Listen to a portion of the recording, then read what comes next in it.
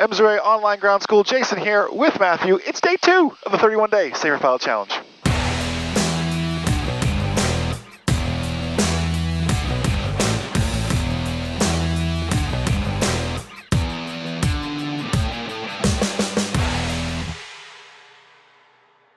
What is happening, MzeroA Online Ground School? Jason Schappert here, alongside Matthew, one of our amazing educators here at MzeroA. Matthew, let's cut right to it. Yeah. Crosswind landings today, my friend. We're landing 2-4 at the Flagler Airport. Yep. I'm flying. You're working radios here. What's our next call? Report downwind, I believe you said? Yeah, we're about to join correction on downwind for runway 24, and he wants us to report beam the tower. So you're just joining that downwind right now. So I'll probably make that call in just a second. Currently we got winds 220 at 10, gust 1-8. So not only we got a crosswind, we got actually a little bit of a gusty wind as well. Gust factor as well. And people may hear, oh, 220, and you're landing 24, Jason. How bad could that be? Well, I feel the crab angle right now already happening. It even affects the pattern work too. And it's the gust 1-8 that gets you. If it was just 5, you're right. It wouldn't be that big of a deal. But the gust 1-8 is the issue here. So here we are, beam the tower. 1 second. At tower 3 Papa Echo is a beam the tower. Left downwind 24. Cess 3 Papa Echo, follow the Cherokee, turning right base, number 3, runway 24, cleared for the option. All right, number 3, follow the Cherokee on a right base, runway 24, cleared for the option, 3 Pop Echo. I got him in sight. 1, 2, and we're 3. I got him. I'm going to wait just a second to start our descent then, even though I snuck down on my altitude a little bit, thinking ahead. But I see him squared up there. I'm going to turn just outside of him. So number 3, and this is something like ground school members and those watching on YouTube, you got to think about. Like, you could be on your check ride right now. You're number 3. You're like, I'm just trying to nail this silly landing. Yeah. I'm bringing a little bit of power back. I'm going 10 degrees of flaps. All right. Start this on down a little bit. Just over our wing. He's turning final. I'm turning base. Here we go. All right.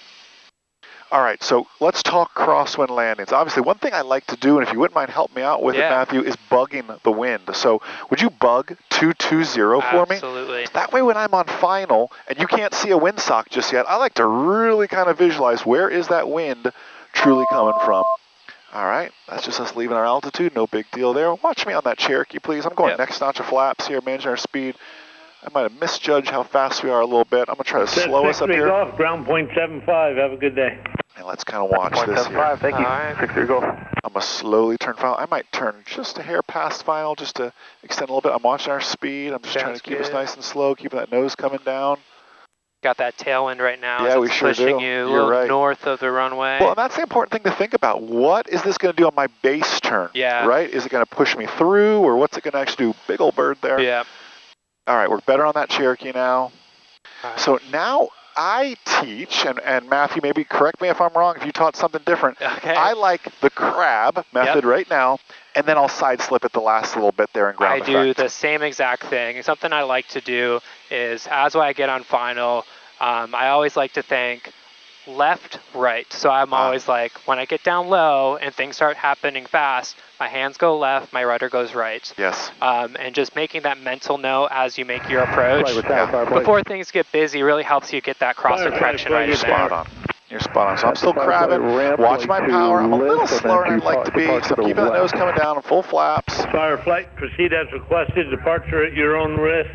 Wind 180 at 7. That wind is really rocking. Short final for runway 24. 180 at 7 now. So even more of a crosswind. Gosh, I went full flaps. I'm wondering if I'm regretting that right now, feeling it too. That's something else to think about. We'll talk about. Let's get down here nicely on center line. I wonder if I should have done 20 degrees of flaps. Speed's good. We're not focused on a point. We're just focused on making a nice crosswind landing. Now I go to my side slip, left wheel down. Beautiful. Followed by the right wheel. Followed by the nose wheel. Flaps coming up. Working that crosswind correction. We'll have a crosswind takeoff video coming later. Yep. We get full power. Gauge is green. Baby in this out. Baby in this out. Here comes rotation. And just like that, we're back up for another lap in the pattern. MzeroA Online Ground School, how on earth are your crosswind landings? Let Matthew and I know in the comments down below. Have a blessed, abundant, outstanding rest of your day. And most importantly, remember, a good pilot is always learning how to be there, everybody. We'll see you. See ya.